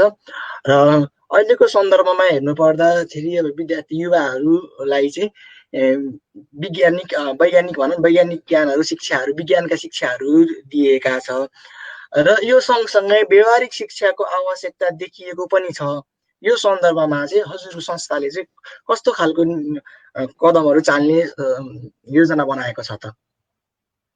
एकदमै व्यवहारिक शिक्षाको लागि व्यवहारिक शिक्षा मैले अघि पनि भने, हामीले जुन चाहिँ जे चिज मार्केटले खोजेको छ, विश्व बजारले कुन चाहिँ प्रोडक्ट खोजेको छ अथवा विश्व बजारले कस्तो खालको चिजको डिमान्ड गरेको छ, त्यो डिमान्ड अनुसारको सप्लाई हुनु पर्यो। त्यो सप्लाई कसले गर्ने त भन्दा हाम्रा युनिभर्सिटीहरू, हाम्रा शिक्षालय, हाम्रा विद्यालयहरूले गर्ने हो। र त्यो विद्यालय शिक्षादेखि युनिभर्सिटीका शिक्षाहरूले त्यो कुरालाई फुलफिल गर्नका निम्ति त्यस्तो खालको वातावरण तयार गर्नु पर्यो, एउटा महत्त्वपूर्ण कुरा हो। र जति पनि हामीले हाम्रो जीवन भनेको त वैज्ञानिक हिसाबले चल्छ नि, जो तथ्यमा आधारित हुन्छ नि त। जस्तो अहिले हाम्रो लकडाउन चलिरहेको छ, हामी कोरोनाबाट बच्नका निम्ति हाम्रो दैनिक जीवनलाई वैज्ञानिक बनाउनु पर्यो नि, होइन? भनेको त्यसरी नै हामीले अब हाम्रो जीवनलाई वैज्ञानिक बनाउने उपायहरूको खोजी हुनुपर्छ। हो त्यो वैज्ञानिक उपायहरू जे कुरामा पनि वैज्ञानिक उपायहरू गरियो भने हामी साँच्चै नै सफलता प्राप्त गर्न सक्छौँ। त्यस कारणले हाम्रो शिक्षा नीतिमा पनि, हाम्रो दैनिक जीवनमा पनि हामीले वैज्ञानिकताको खोजी गर्नुपर्छ। जस्तो मानव जातिले यदि वैज्ञानिकताको खोजी नगरेको भए आज यो अवस्थासम्म, यो टेक्नोलोजीको डेभलपसम्म, यो विज्ञान तथा प्रविधिको युगसम्म हामी प्रवेश गर्न सक्थेनौँ। त्यस कारणले विज्ञानको खोजी त जरुरी छ, अवश्य पनि जरुरी छ। यो त अत्यन्तै महत्त्वपूर्ण कुरा हो। त्यस कारणले विज्ञानसँग, जस्तो अब हाम्रै परापूर्व कालदेखि हलोको विकास भयो, हलोको विकास भएपछि कृषि खेती प्रणालीको विकास भयो, कृषि खेती प्रणालीको विकास पछाडि आजको अवस्थासम्म हामी आएका छौँ भने पछाडि त यो वैज्ञानिकताको खोजी। अनि आजको अवस्थामा, आजको सिचुएसन, आजको यो हाम्रो सोसाइटीले के चाहिँ चिजको खोजी गरेको छ, त्यसमा वैज्ञानिक आधारहरू खोज्ने र त्यसलाई वैज्ञानिक प्रविधिक अनुसन्धानहरू गर्ने युवाहरूलाई, हाम्रो बालबालिकाहरूलाई त्यसरी चाहिँ उनीहरूलाई मेनिपुलेट गर्यो भने मात्रै बल्ल देश समृद्धि बन्न सक्छ। जुन समृद्धिको जुन हाम्रो चाहिँ सपना छ, त्यो सपना पुरा गर्न सकिन्छ भन्न चाहन्छु। र विशेष अर्को एउटा जटिल प्रश्न रहेको छ यो युवाहरूमा, युवाको विकास पथमा चाहिँ एउटा कमा लगाउने खालको जुन समस्या छ, जस्तै लागु औषध, होइन, लागु औषधको दुर्व्यसनी, र त्यसै गरी अब तस्करीमा संलग्नता, र त्यसै गरी गरिबी जस्ता चाहिँ समस्याहरूले चाहिँ युवालाई चाहिँ घेरेको छ भनौँ, युवाको विकास पथलाई चाहिँ घेरेको छ। र यसलाई चाहिँ कसरी हजुरले चाहिँ कसरी व्यवस्था गर्ने, होइन, कसरी निर्मूल पार्ने भन्ने कुराहरूको योजना गरेको छ त? अब यसमा त महत्त्वपूर्ण कुरा भनेको के हो भने युवाहरूमा लागु पदार्थ दुर्व्यसनीका कारणले युवाहरूको लाइफ नै एउटा जुन विकराल बनेको परिस्थितिलाई सबै युवाहरूमा बुझाउनुपर्छ। हो त्यो बुझाउनका निम्ति हामीले क्याम्पेनिङहरू सुरु गर्दैछौँ। क्याम्पेनिङहरू हामीले केही क्याम्पेनिङहरू पनि गरेका थियौँ। लागु पदार्थ दुर्व्यसनीसँग सम्बन्धित हामीले अभियान नै सञ्चालन गऱ्यौँ र त्यो लकडाउनको कारणले त्यो अहिले चाहिँ पोस्टपोन्ड हामीले गरेका छौँ। स्याङ्जाको पुतली बजार को युवा सञ्जालले त्यहाँ 1 महिनासम्म त्यहाँका युवाहरूका र त्यहाँका विद्यालयहरूमा गएर क्याम्पेनिङ गऱ्यौँ। हामीले क्याम्पेनिङ सञ्चालन गऱ्यौँ। लमजुङमा हामीले क्याम्पेनिङ सञ्चालन गऱ्यौँ र अन्य जिल्लाहरूमा पनि हामीले युवाहरूलाई लागु पदार्थ दुर्व्यसनीका कारण हुने असरहरू बारे हामीले सचेत गराउने प्रयास स्वरूप हामीले यस्ता अभियानहरू सञ्चालन गरिरहेका छौँ। र लागु पदार्थ दुर्व्यसनी को जुन लतमा युवाहरू फस्नु भएको छ, म उहाँहरूलाई पनि यो चाहिँ एउटा ठुलो यो लतका कारणले हामीलाई हाम्रो जीवनलाई नै एउटा ठुलो क्षति पुगिरहेको छ। तपाईँको आफ्नो व्यक्तिगत जीवनलाई मात्र नभएर तपाईँको पारिवारिक, तपाईँको समाज, हाम्रो सिङ्गो राष्ट्रलाई नै एउटा ठुलो असर परिरहेको छ। त्यो असरलाई चाहिँ न्यूनीकरण गर्न तपाईँको पनि दायित्व छ। तपाईँ पनि त्यहाँबाट चाहिँ छुटकारा लिएर देशको समृद्धिको एउटा हिस्सेदार बन्न सक्नुहुन्छ भन्न पनि चाहन्छु। र हामीले आगामी दिनहरूमा पनि यस्ता क्याम्पेनिङहरूलाई अझै मजबुत ढङ्गबाट युवाहरूका माझमा लाने प्रण गर्न चाहन्छु। र विशेष अर्को एकदमै जटिल प्रसङ्ग छ, जस्तै अब युवा चाहिँ देशको भविष्य हो भनिन्छ होइन। अब देश र समाज परिवर्तनमा युवाको ठुलो भूमिका छ पक्कै पनि। तर अहिलेको हाम्रो यो युवाहरूमा चाहिँ अलि बढी अराजकता, हिंसक प्रविधिमा चाहिँ बढी आकर्षित भएको देखिन्छ। यसको समाधान चाहिँ के होला त? यसको समाधान त नैतिकता हो मलाई चाहिँ जहाँसम्म लाग्छ। हामीले नैतिक शिक्षा, मोरल लेसन चाहिँ युवाहरूमा, बालबालिकाहरूमा लगायत हाम्रो समाजमा पनि मोरल लेसन दिनुपर्छ। र मलाई जहाँसम्म लाग्छ हाम्रो समाज हामी कसरी हुर्क्यौँ भन्ने कुरा नै त्यसले चाहिँ निर्धारण गर्छ। जस्तो हामीले 10 वर्ष लामो जनयुद्ध बेहोर्यौँ, त्यो 10 वर्षको मानसिक असर पनि हाम्रो युवा पुस्तामा छ। त्यो पनि हाम्रो युवा पुस्तामा कतै कतै हामीहरूभित्र पनि त्यसको असर छ।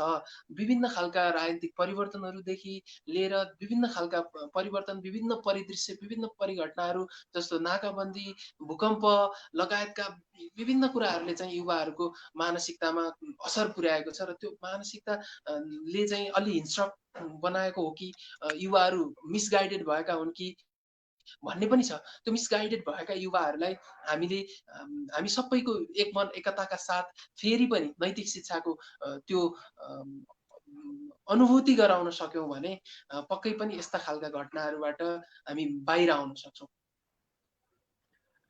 र विशेष अहिलेको सन्दर्भमा चाहिँ यो लकडाउनको समयमा हाम्रो यो सिमानाको कुराहरू पनि धेरै आइराखेको छ। यो चाहिँ हजुर अवगत नै होला। र अहिलेका युवाहरू भारतको अतिक्रमणको विरुद्धमा उभिएका छन्। राष्ट्रवादको अमृत गाथाहरू मात्र होइन, मृत उत्तरदायित्व पनि हो भनेर यसलाई चाहिँ हजुरले कसरी लिनुभएको छ? यो एकदमै बिल्कुल हो नि। किनभने हाम्रो सिमाना, हाम्रो देश रहेन त हामी रहने हो। नेपाली कहाँ रहला हामी, नेपालै नरहे होइन त। नेपाल रह्यो भने हामी नेपाली हो भन्ने कुरा रहने न हो। त्यस कारणले हाम्रो देश, हाम्रो मातृभूमि, हाम्रो राष्ट्र, हाम्रो एउटा जहाँ हाम्रा भावनात्मक कुराहरू जोडिएका छन्, हाम्रो भावनासँग जोडिएको छ, त्यो भूमि हाम्रो भूमि हो त। अनि त्यो भूमि त हामीले पाउनुपर्छ नि। त्यो भूमि पाउनुका लागि त हामीले आवाज उठाउनु स्वाभाविक हो। हामीले उठाउनुपर्छ र यो आवाजका निम्ति हामीले न्याय पाउनुपर्छ। हामीले अन्तर्राष्ट्रिय अदालत पुगेर हुन्छ या द्विपक्षीय सम्झौता, द्विपक्षीय चाहिँ वार्ता गरेर यसको समाधान त खोज्नुपर्छ त। यो त एकदमै ठिक कुरा हो नि। किनभने हामीले हाम्रो सिमाना, हाम्रो राष्ट्र, हाम्रो भूमि, हाम्रा नागरिकहरू, त्यहाँ रहनुभएका हाम्रा नागरिकहरू त नेपाली नै हुनुहुन्छ नि। नेपाली भन्न पाउनु पर्यो नि त उहाँहरूले। र विशेष राष्ट्रिय युवा परिषदले चाहिँ यसमा चाहिँ कस्तो निर्णयहरू गरिरहेको छ त अहिलेको दिनहरूमा चाहिँ सिमानाको विषयमा? सिमानाको विषयमा हो, हामीले सरकारी तवरबाट यसको समाधान खोजिनुपर्छ र हाम्रो भूमि हामीले फिर्ता पाउनुपर्छ भन्ने नै हो। र विशेष हामी माझमा चाहिँ अब हाम्रो सेकेन्ड सेसन एटेन्ड गर्नको लागि हाम्रो अर्का सहकर्मी साथी हुनुहुन्छ हेमन्त, उहाँलाई स्वागत गर्न चाहन्छु। हेलो।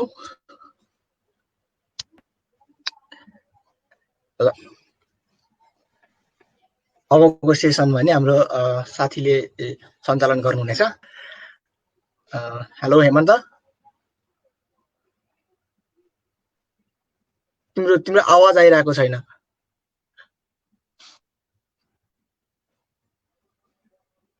ओके। र आज हामी माझमा हुनुहुन्थ्यो राष्ट्रिय युवा सञ्जालका केन्द्रीय अध्यक्ष विवेक त्रिपाठीज्यू। हेमन्तसँग हामी कनेक्ट हुँदै गर्छौँ। त्यतिन्जेलसम्म चाहिँ हजुरले चाहिँ आफ्नो संस्थाको संरचनाको बारेमा पनि भनिदिनुहोस् न। हस्, धन्यवाद। हाम्रो खास हामी स्थानीय तहमा हाम्रो संरचना छ। वडा क्लब सञ्जालहरू भनेर हाम्रो संस्थाको संरचनाको पहिलो आधार हो। वडा क्लब सञ्जाल चाहिँ वडामा रहेका युवाहरूको समूह हो र त्यहाँबाट छनौट भएका युवाहरूमध्ये 2 जना युवाहरू नगरपालिका, गाउँपालिका वा उहाँको पालिकामा उहाँहरू पार्लियामेन्टको लागि, संसद अभ्यासका लागि उहाँहरू त्यहाँ छनौट हुनुहुन्छ। उहाँहरूको संस्थाले छनौट गरेर पठाउँछ र त्यसरी नै प्रत्येक वडाबाट छनौट भएर आएका युवाहरूको गाउँपालिका सञ्जाल अथवा नगरपालिका सञ्जाल, महानगरपालिका सञ्जाल निर्माण हुन्छ र त्यो निर्माण भएको फेरि त्यो फोरमबाट पालिका सञ्जाल निर्माण हुन्छ। पालिका निर्माण भइसके पछाडि फेरि त्यहाँबाट 2 जना युवाहरू चाहिँ प्रदेशका लागि सिफारिस हुनुहुन्छ र प्रदेशमा गएर उहाँहरूले फेरि सङ्घीय तह, प्रदेश तहको अभ्यास गर्नुहुन्छ र त्यो अभ्यास पछाडि फेरि त्यहाँबाट 7 जना, प्रत्येक प्रदेशबाट 7 जना युवाहरू चाहिँ सङ्घीय तहको नमुना युवा संसद अभ्यासमा उहाँहरू छनौट हुनुहुन्छ,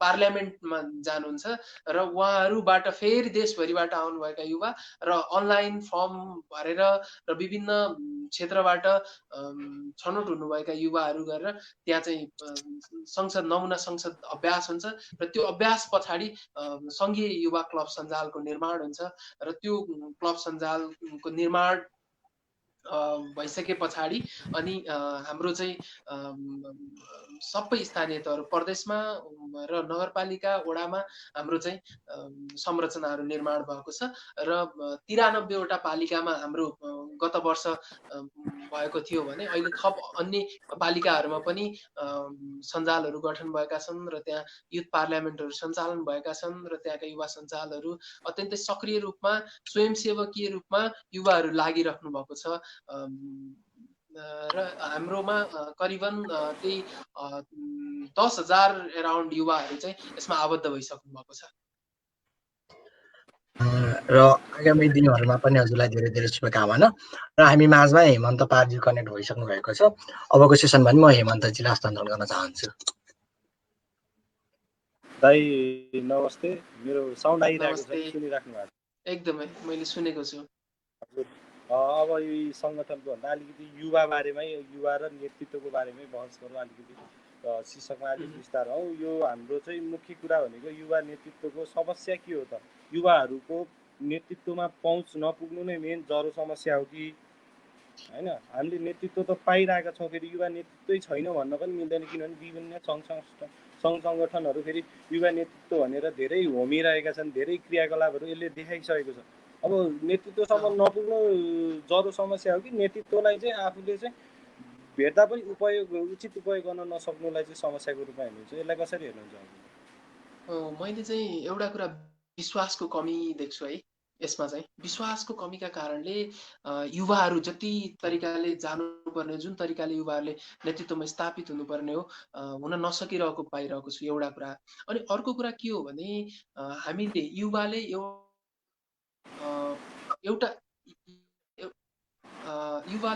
युवालाई जुन किसिमले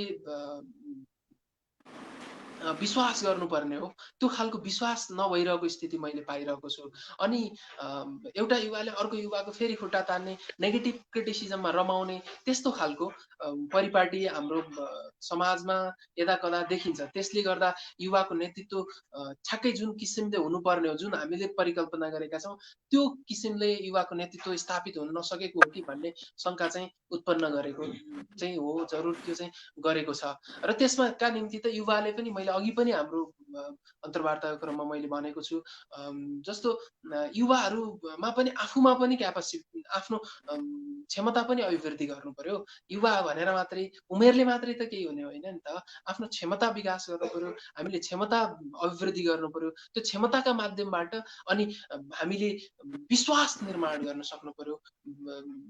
सबै हाम्रो समाजमा विश्वास निर्माण गर्न सक्यौँ भने मात्रै बल्ल युवाहरूले जुन चाहेको, अहिलेको समाजले चाहेको, अहिलेको समाजले खोजेको युवा नेतृत्व स्थापित हुन सक्छ।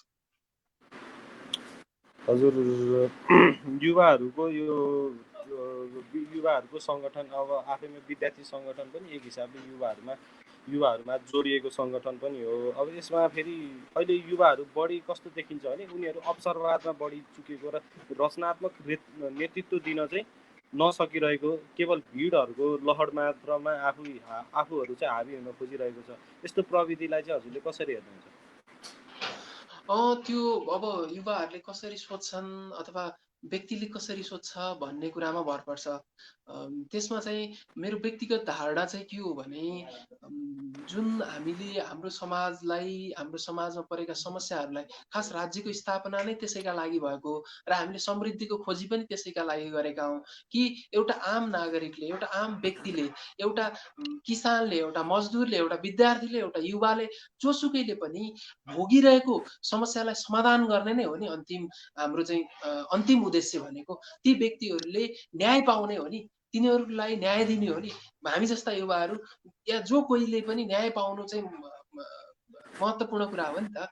हो, त्यो न्याय प्राप्त होस् भन्नका निम्ति हामीले राजनीति गरेका छौँ, हामीले आफ्ना एडभोकेट गरिरहेका छौँ, हामीले बोलिरहेका छौँ भने ती युवाहरूलाई अथवा ती व्यक्तिहरूले पनि त्यो कसरी समस्या समाधान गर्न सकिन्छ त। हाम्रो युवाहरू चाहिँ कतातिर गाइडेड भइरहेको जस्तो लाग्छ भने क्रिटिसिजममा रमाइरहेको छ, अरूको आलोचना गर्नमा रमाइरहेको छ, तर त्यसको समाधान खोज्नतिर लागेन। त्यसको समाधान खोज्नतिर लाग्नु पर्यो र त्यो समाधान खोजेर त्यसको सोलुसन सहित त्यसको प्याकेज लिएर युवाहरूको माझमा जानु पर्यो नि। बल्ल त्यसले चाहिँ एउटा हाम्रो समाजलाई प्रस्पेरिटी, हाम्रो समाजलाई समृद्धितिर पुर्याउन सक्छ। त्यस कारणले हाम्रो चाहिँ युवा पुस्तालाई चाहिँ म यो आग्रह गर्न चाहन्छु र त्यसरी चाहिँ अगाडि बढ्नका निम्ति अनुरोध पनि गर्न चाहन्छु। जो राजनीतिमा लाग्नुभएको युवाहरू हुनुहुन्छ अथवा एडभोकेसी अभियन्ताहरू हुनुहुन्छ, उहाँहरूलाई पनि म यो अनुरोध गर्न चाहन्छु, हामी क्रिटिसिजममा भन्दा पनि सोलुसनमा जानु पर्यो, सोलुसन खोज्नु पर्यो। फोरमहरूमा डिस्कस भन्दा पनि डिस्कसनका माध्यमबाट सोलुसन, समाधानको उपाय खोज्नु पर्यो। काममा आधारित हुनु पर्यो, कर्तव्यमा आधारित हुनु पर्यो र आम नागरिकको समस्याको समाधानको डेलिभरी गर्नु पर्यो। त्यो खालको बाटोमा हिँड्नुपर्छ र त्यसरी जानुपर्छ भन्ने लाग्छ र युवाहरूलाई म यो आग्रह गर्न चाहन्छु। हजुर, यो राजनीतिक परिवर्तन, सामाजिक परिवर्तनको लागि चाहिँ युवाहरूले ठुलो भूमिका खेलेको छ। तर कस्तो प्रविधि पनि देखिया परेको छ भने राजनीतिक हिसाबले कुनै पार्टीको चाहिँ भातृ सङ्गठन भएर वा उनीहरूले जे भन्यो त्यही मान्ने, अनि सामाजिक हिसाबले एनजिओ आइएनजिओसँग जोडेर चाहिँ आफ्नो व्यक्तिगत स्वार्थमा चाहिँ लिप्त हुने यस्तो संस्कृति पनि नेपालमा चाहिँ युवा नेतृत्व भनेर चाहिँ हाबी भइरहेको छ। यस्तो समस्यालाई चाहिँ समाधान गर्न चाहिँ के भूमिका खेल्नु पर्दछ? यसमा चाहिँ के हो भने युवाको भूमिका चाहिँ मलाई जहाँसम्म लाग्छ सामाजिक रूपान्तरणमा, आर्थिक रूपान्तरणमा, सांस्कृतिक रूपान्तरणमा, राजनीतिक रूपान्तरणमा युवाहरूको भूमिका हुन्छ। त्यो भूमिका भनेको मूर्त रूपमा, अमूर्त रूपमा सबैतिरबाट युवाहरूको भूमिका हुन्छ। हो, त्यो युवाहरूको भूमिका भइरहेको हुनाले अब ती युवाहरूले चाहिँ अबको भनेको जस्तो आफ्नो व्यक्तिगत फाइदाका निम्ति अथवा आफूलाई आत्मकेन्द्रित राखेर जबसम्म युवाहरूले सोध्छन् नि अथवा देशको नेतृत्वले सोध्छ अथवा जो कोहीले पनि आफू केन्द्रित भएर सोच्यो भने हामी त सामाजिक प्राणी हो नि त। हामी सामाजिक प्राणी हुँदा मेरो मात्रै व्यक्तिगत फाइदा होस् भनेर सोच्ने कुराले चाहिँ हामीलाई नै कमजोर बनाउँछ, हाम्रो संरचनालाई नै कमजोर बनाउँछ। जुन उद्देश्यका साथ समाजमा हामी बसेका छौँ, एक अर्कासँग मिलेर बसेका छौँ, त्यो भावनात्मक सम्बन्धलाई नै त्यसले फुटाइदिन्छ। त्यो फुटाइदिइसके पछाडि हाम्रो संरचना खत्तम हुन्छ। त्यसले त द्वन्द्व भन्दा अर्को कुरा सिर्जना गर्दैन। हो त्यो भएको हुनाले युवाहरूले बुझ्नु पर्यो त्यो बेनिफिट सबैलाई। नेतृत्व भनेको, नेतृत्वकर्ता नेता भनेको त मलाई त्यो लाग्छ कि जसले तरक्की गर्न सकोस्, सँगै तरक्की गर्न सकोस्, सबैको समान किसिमले पहुँचको विस्तार गर्न सकोस्, क्षमताको अभिवृद्धि गर्न सकोस्, आम नागरिकका दुःख समस्याहरूसँग लाई चाहिँ समाधान गर्ने हिसाबले जान सकोस्, त्यो खालको युवा हो अथवा नेतृत्वकर्ता हो त्यो परिवर्तनको त्यो सम्भाग बनेर जानु पर्यो। म युवाहरूलाई आग्रह गर्न चाहन्छु, यो तपाईँहरूको कार्यक्रम मार्फत युवाहरूलाई म त्यो आग्रह गर्न चाहन्छु, युवाहरूले आफूलाई आत्मकेन्द्रित राखेर तपाईँलाई क्षणिक फाइदा होला, तपाईँलाई क्षणिक स्वार्थ, तपाईँले लाभ प्राप्त गर्नु होला, तर त्यो लाभले केही हुनेवाला छैन। अन्ततगत तपाईँलाई चाहिँ आत्मग्लानी भन्दा अरू कुरा केही पनि हुँदैन। त्यस कारणले तपाईँले, तपाईँको समुदायले, तपाईँहरू जस्ता युवाहरू, तपाईहरू जस्ता युवाहरू मिलेर यो सामाजिक प्रवृत्तिका विरुद्ध लड्न सुरु गर्यो भने अवश्य पनि हामीले जित प्राप्त गर्नेछौँ। हजुर, यो राजनीतिक सामाजिक परिवर्तनमा युवाको ठुलो भूमिका छ। तर नेपालको विगतमा के देखिँदै आएको छ भने इभन यो हाम्रो चाहिँ अहिले भर्खरै फेरि पुरानै मुद्दामा यो भारतको सीमा अतिक्रमणमा पनि युवाहरू विरोधमा उभिएका छन्। उनीहरू अमूर्त गाथा मात्र होइन, मूर्त उत्तरदायित्व कसरी हेर्ने त नि, युवाहरूको उत्तरदायित्व हेर्नलाई चाहिँ कसरी चाहिँ कस्तो भूमिकाका साथ वा कस्तो दृष्टिकोणका साथ चाहिँ यस्तो राजनीतिक मुद्दाहरूमा चाहिँ कस्तो उत्तरदायित्व चाहिँ युवाहरूले खेल्नु पर्दछ? यसमा चाहिँ युवाहरूले कस्तो खालको भूमिका खेल्नुपर्छ भने सकारात्मक आलोचनात्मक चेतना सहितको भूमिका युवाहरूले निर्धारण गर्नुपर्छ। कालोलाई कालो, सेतोलाई सेतो भन्न सक्ने ल्याकत युवाहरूले राख्नुपर्छ। जुन दिनसम्म हामीले त्यो ल्याकत पुर्याउँदैनौँ नि, हामीले विवेकलाई बन्धक बनाएका हुन्छौँ क्या। त्यो विवेकलाई बन्धक बनाउनु भएन नि, आफ्नो विवेकलाई, आफ्नो आलोचनात्मक चेतलाई उजागर गरेर गलतलाई गलत भन्ने खालको परिपाटी निर्माण गर्यो भने हाम्रो आउने पुस्ताले पनि त्यही कुरा सिक्छ। त्यो पुस्ताले त्यो कुरा सिके पछाडि त्यसको अन्त्य गर्न सजिलो हुन्छ। त्यस कारणले हामीले अब जस्तो सीमाको विषयमा होस् या अन्य विभिन्न राजनीतिक घटनाहरूका विषयमा होस् या हाम्रा सामाजिक विषयवस्तुमा नै किन नहुन्, सबै विषयवस्तुहरूमा हामीले आलोचनात्मक रूपमा ग्रहण गर्ने र त्यसको सही सत्य खोजी गर्ने र त्यसको चाहिँ निराकरण गर्ने उपायतिर युवाहरू लाग्नु पर्यो। र युवाहरूलाई त्यसरी चाहिँ हामी जस्ता युवाहरूले सोच्नु पर्यो र हाम्रो समाजको फाइदाका निम्ति, समाज निर्माणका निम्ति ती कुराहरूलाई लागू गर्नु पर्यो। राजनीतिक मुद्दादेखि अब हाम्रो सीमाको कुरा पनि उठेको छ। सीमाको विषयमा एउटा हिसाबले हो नेपाली भूमि हो, त्यसका लागि चाहिँ केही प्रोसिजर्सहरू होलान्। सीमा विवाद धेरै देशहरूसँग, धेरै खालका देशहरूको सीमा विवाद चलिरहेको छ। यो सँगै भारतले पनि हाम्रो भूमि मिचेको छ। यो त हाम्रो सेन्टिमेन्ट्समाथि, हाम्रो भावनामाथि, हाम्रो हामी नेपालीहरूमाथि उनीहरूले गरेको प्रहार हो नि एउटा हिसाबले। त्यो प्रहारको विरुद्धमा त युवाहरूले बोल्नु पर्यो। युवाहरूको भूमिका महत्त्वपूर्ण छ, युवाहरूले बोलिरहेका पनि हुनुहुन्छ। हामी सबैले हाम्रा फोरमहरू मार्फत, हाम्रा गतिविधिहरू मार्फत हामीले गरिरहेका छौँ। त्यो ठिक हो र गर्नु पनि पर्छ। त्यसले चाहिँ थप अझ सरकारलाई पनि, हाम्रो सरकारलाई पनि सचेत गराउँछ र भारतीय सरकारलाई पनि दबाव सिर्जना गर्दछ। हो त्यो भएको हुनाले चाहिँ यो अत्यन्तै युवाहरूको सराहनीय भूमिका हुन्छ यस्तो विषयहरूमा। हजुर, यो हजुरले भन्नुभयो आलोचनात्मक हुनुपर्छ भनेर भन्नुभयो, तर यो भनेको विचारमा मात्र सीमित भएर व्यवहारमा नदेखिएको जस्तो छ। युवा नेतृत्व वा युवाहरूको चुकेको घटना कस्तो छ भने अस्ति भर्खरै प्रधानमन्त्रीको सूचना प्रविधि सल्लाहकारको अवैध एकाधिपत्य र आपराधिक कार्यमा संलग्न हुँदा पनि कुनै कानुनी कारबाही पनि हुन सकेन र युवा नेतृत्वहरू मौन बसिरह्यो। अब यसलाई कसरी हेर्नुहुन्छ त हजुरले? त्यस्तो पनि होइन। गलत कुरालाई चाहिँ युवाहरूले गलत भन्नुभएकै छ र गलत कुराहरूको न्यूनीकरण गर्नका निम्ति सदैव युवाहरूको, सचेत युवाहरूको माग नै रहन्छ। कोही दोषी हुनुहुन्छ भने दोषीलाई त हाम्रो देशमा संविधान छ, कानुन छ, कानुन उप कारबाही हुन्छ, स्वाभाविक हो। र त्यसको माग चाहिँ कानुनको रक्षा, संविधानको रक्षाको त हामी सबैको कर्तव्य दायित्व हो नि। हजुर, अब हामीसँग समय पनि धेरै छैन र अहिले मैले अब अन्तिम छेकतिर पनि आइसकेको भएर थोरै प्रश्नका साथ हामी टुङ्गिने कोसिस गर्दैछौँ। अब हामीले नेतृत्वको बारेमा कुरा गऱ्यौँ, युवाहरूको बारेमा कुरा गऱ्यौँ। अब युवा नेतृत्वको आवश्यकता मात्र होइन कि नेतृत्वमा चाहिँ कस्तो गुण हुनुपर्छ त? युवा नेतृत्वमा कस्तो गुण हुनुपर्छ, हामीले खोजेको नेतृत्वको गुण कस्तो हो, सुरुवात कसरी गर्ने, त्यसमा चाहिँ अलिकति प्रश्नवाद दिनुहोस् न। मलाई चाहिँ के लाग्छ भने एउटा कुरा इमान्दारिता हो। इमान्दार युवाहरू इमान्दार हुनु पर्यो, अनेस्टी हुनु पर्यो, नैतिकवान हुनु पर्यो, आफूप्रति, अरू युवाहरू, आफ्नो समाजप्रति, नागरिकहरूप्रति उत्तरदायी हुनु पर्यो। सबैभन्दा महत्त्वपूर्ण कुराहरू यिनै कुराहरू भएको, अनि अरूलाई सुन्ने हुनु पर्यो, अरूलाई सुन्नु पर्यो, अरूका समस्याहरू बिच जान सक्नु पर्यो, त्यसका समाधानका उपायहरू खोज्ने खालको हुनु पर्यो। हो त्यो खालको नै अत्यन्तै ती कुराहरू, ती गुण भएका व्यक्तिहरू जहाँसम्म लाग्छ अबको नेतृत्व गर्न लायक हुन् भन्ने मलाई लाग्छ।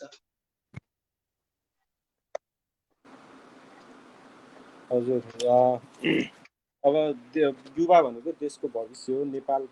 नेपालमा चाहे त्यो समाजको परिवर्तन होस्, चाहे सांस्कृतिक धार्मिक हरेक परिवर्तनमा युवाको ठुलो भूमिका हुन्छ। तर हाम्रो युवा चाहिँ अलिकति बढी अराजक, हिंसक प्रविधि र कस्तो भने आफ्नो मौलिकतालाई बिर्सेर अरूमा चाहिँ बढी परनिर्भर, इभन हाम्रो वैदेशिक रोजगार पनि त्यस्तै ठुलो समस्या रहेको छ। अब यस्ता समस्याको समाधान कसरी गर्ने त? यो चाहिँ कस्तो हो भने जस्तो युवाहरू अराजकतातिर गएको, मिसगाइडेड भएको भन्ने विषयमा हामीले अघि पनि छलफल चलाएका थियौँ। र अघि पनि हामीले एउटा चाहिँ मैले चाहिँ के कुरा राखेको थिएँ भने हाम्रो जति पनि युवाहरू हुनुहुन्छ, जति पनि युवा, हाम्रो समाज, हाम्रो सबै महिला पुरुष, युवा बालबालिका सबैमा चाहिँ एउटा चेतनाको स्तरको विकास गर्ने र त्यस्ता गलत कुराहरूको प्रवृत्तिका विरुद्ध स्कुलिङ, अब त्यो खालको स्कुलिङ, त्यो खालको गलत धारणा विचारहरू फैलिएको कारणले नै हाम्रोमा यो नेगेटिभ क्रिटिसिजम, युवाहरू चाहिँ बढी फ्रस्ट्रेटेड लगायत विभिन्न त्यस्ता खालका समस्याहरू देखा परेका छन्। त्यसका निम्ति त शिक्षा नै हो, शिक्षामा रूपान्तरण गर्नुपर्छ, शिक्षाको विकास गर्नुपर्छ। त्यो शिक्षाको विकास भइसके पछाडि जस्तो खालको हामीले शिक्षाको नीतिको विकास गर्छौँ अथवा शिक्षाको विकास गर्छौँ, जस्तो हाम्रो स्कुलिङ हुन्छ त्यही अनुसारको नै बन्छ नि त।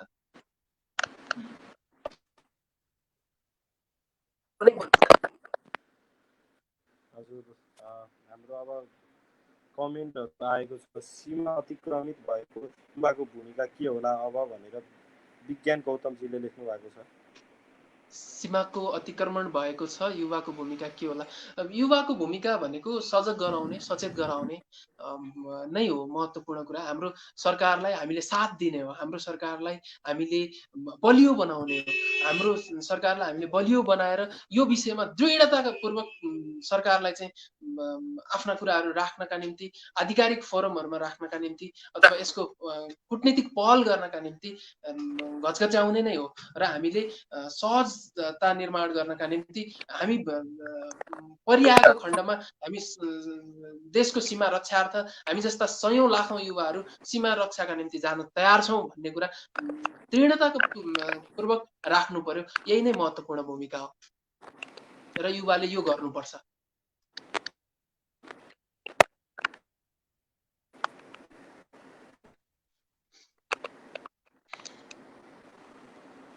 कमेन्टको क्वेसनहरूकै क्रममा छौँ हामी।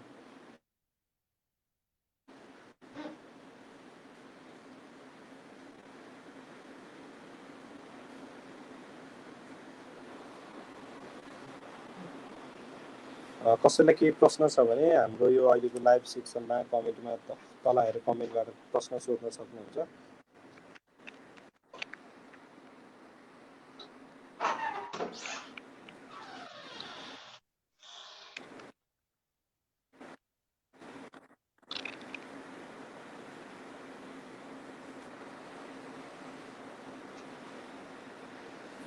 राजनीतिमा युवा पुस्ता देखिनै मुस्किल छ, किन होला? धन्यवाद विज्ञानजी। राजनीतिमा युवा पुस्ता नदेखिएका पनि भइदियो, देखिएका छन्। तर कुरा के भइदियो भने राजनीतिमा युवालाई जबसम्म विश्वास गर्दैन नि, जबसम्म हामीले विश्वास गर्दैनौँ नि, युवा पुस्ताले भोट हाल्ने युवाहरूले युवालाई नै रोज्नु पर्यो। युवाहरूलाई जहिलेसम्म रोज्दैन तहिलेसम्म युवाहरूको जुन राजनीतिक परिदृश्यमा चाहिँ त्यति जुन रूपमा देखिनु पर्ने हो त्यही रूपमा देखिन गाह्रो छ। त्यस कारणले युवाले सपोर्ट गर्नु पर्यो, विश्वास गर्नु पर्यो र युवालाई रोज्नु पर्यो। सबैभन्दा महत्त्वपूर्ण कुरा त्यही नै, किनभने हामी लोकतान्त्रिक मुलुकमा छौँ, लोकतन्त्रमा छौँ। त्यस कारणले युवालाई रोज्ने र सक्षम युवाहरू उत्पादन गर्नु पर्यो। हजुर, समयको सीमितताले गर्दाखेरि अब हामी अन्तिम क्षणतिर आइसकेको छौँ। र केही विषयवस्तुहरू हजुरले उठान गर्न चाहँदै पनि समयको कारणले गर्दाखेरि उठान नभएका या केही हजुरलाई भन्न मन लागेको छ भने अलिकति। यो परिवेश, हामी अहिले फरक परिवेशमा छौँ। हामी महामारीको एउटा परिवेशबाट गुज्रिरहेका छौँ। यो महामारीसँग जोगिनका निम्ति हामीले हाम्रो दैनिक जीवनलाई परिवर्तन गर्न, हाम्रो दैनिक व्यवहारलाई परिवर्तन गर्न र ती दैनिक व्यवहारहरू, दैनिक जीवनलाई चाहिँ वैज्ञानिक बनाउन र कोरोना संक्रमणबाट जोगिनुपर्छ। र त्यो कोरोना संक्रमणबाट जोगिनका लागि हामीले हाम्रो दैनिक जीवनलाई व्यवहारिक बनाउनुपर्छ। त्यो व्यवहारिक बनाउँदै आफ्नो जीवनलाई सहज बनाउने प्रयास गर्न सबै युवाहरूलाई, सबै नेपाली समुदायलाई र विदेशमा रहनुभएका युवाहरूलाई पनि सबैलाई म यो कार्यक्रम मार्फत आग्रह गर्न चाहन्छु। र यो सँगै सबैभन्दा महत्त्वपूर्ण कुरा के हो भने आज हामी राष्ट्र निर्माणमा युवाको भूमिका विषयमा यहाँ परिचर्चा गरिरहँदा धेरै युवाहरू आज धेरै खालका समस्याहरू, जुन सिस्टमका समस्याका कारणले ग्रसित हुनुहुन्छ, गुज्रिनु भएको छ, ती गुज्रिनु भएका युवाहरूका निम्ति र त्यस्ता सिस्टममा हामी पनि त्यो दलदलमा कहिलेकाहीँ हामी पनि फँसेका छौँ। ती समस्याहरूलाई समाधान गर्नका निम्ति एक मन एकताका साथ हामी हाम्रो संस्थालाई पनि विकास गर्दैछौँ। तपाईँहरूका केही गुनासोहरू छन् भने, तपाईँहरूले भोगेका केही यस्ता खालका समस्याहरू छन् भने ल्याउनुहोस्, युवाको बिचमा ल्याउनुहोस्। हामी युवाहरूको माध्यमबाट फेरि पनि त्यो समस्याहरू समाधान गर्न प्रयास गर्नेछौँ। जस्तो कि मलाई हिजो एउटा अनुभूति के भयो भने, हामी हिजो 5 बजे लाइभ आउने भनेर एउटा निर्धारण गरेका थियौँ। यहाँ आउने बेलामा बिजुली प्रवाह चाहिँ भएर मेरो घरमा लाइट गयो। लाइट गइसके पछाडि म तपाईँहरूसँग भनेको समयमा आउन पाइनँ र मसँग नेटको पनि समस्या भयो। इन्टरनेट समस्या भइसके पछाडि म जोडिन सकिनँ। बिजुलीको समस्या भयो। यस्तै धेरै खालका समस्याहरू छन्। भनेको अन टाइम नभएको कारणले हामीले त्यो किन भइरहेको छ भन्दा अनेस्ट भएर हामीले हाम्रो कर्तव्यप्रति जिम्मेवार भएनौँ भने, जसको काम जे हो, हाम्रो काम के हो, त्यो कामप्रति हामी जिम्मेवारपूर्ण ढङ्गबाट लाग्नका निम्ति पनि अबको युवा पुस्ताहरू त्यस्तो हुनका निम्ति पनि म आग्रह गर्न चाहन्छु। हामीले हाम्रो काम सक्षमताका साथ, क्षमताका साथ गऱ्यौँ भने न बल्ल देश समृद्ध बन्छ, देश राष्ट्र उत्कृष्ट बन्छ। हामीले उत्कृष्ट बनाउनका निम्ति त हाम्रो भूमिका त महत्त्वपूर्ण छ नि त। त्यस कारणले हाम्रो कर्तव्यप्रति हामी निष्ठावान हुनु पर्यो, हामी उत्तरदायी हुनु पर्यो। त्यो उत्तरदायी भयौँ भने ती समस्याहरू समाधान हुँदै जान्छ। मैले मेरो ठाउँमा मेरो कर्तव्य पुरा गरेँ, तपाईँले तपाईँको ठाउँमा, अर्को साथीले अर्को साथीको ठाउँमा कर्तव्य पुरा गर्दै जाने हो भने राष्ट्र निर्माण हुन त्यति टाइम लाग्दैन। र यो राष्ट्र निर्माण गर्नका निम्ति युवाहरूको अत्यन्तै ठुलो महत्त्वपूर्ण योगदान छ। युवाहरूकै कारणले यो राष्ट्र निर्माण हुन सक्छ। र त्यसैले त युवाहरूलाई राष्ट्र निर्माणको एउटा खम्बाको रूपमा हेरिएको छ र युवालाई त्यो हिसाबले भन्दै आइरहेको छ। यो ऊर्जाशील समय हो, ऊर्जा बोकेका युवाहरूको समय हो। यो समयमा हामीले परिवर्तन गर्न सकेनौँ, हामीले चाहेको जस्तो समाज, हामीले चाहेको जस्तो समृद्धि हामीले हासिल गर्न सकेनौँ भने हाम्रो पुस्ताले पनि फेरि हामीले भोगेको समस्याहरू, दुःखहरू फेरि भोग्नेछ। त्यस कारणले ती सिस्टमहरूलाई चेन्ज गर्नका निम्ति हामी कर्तव्यमा निष्ठ हुनु पर्यो, निष्ठावान हुनु पर्यो। त्यही कुरा अनुरोध गर्दै stay safe, stay happy, stay healthy भन्न चाहन्छु। धन्यवाद। हवस्, हामी अन्तिम प्रश्न लिन्छौँ विज्ञान गौतमजीको। सामाजिक रूपमा युवाहरूलाई दायित्वबोध गराउन कसरी सकिएला? युवा पुस्ता विदेशिनी बढिरहेका छन्, कसरी रोक्न सकिएला? एकदमै राम्रो प्रश्न गर्नुभयो विज्ञानजी।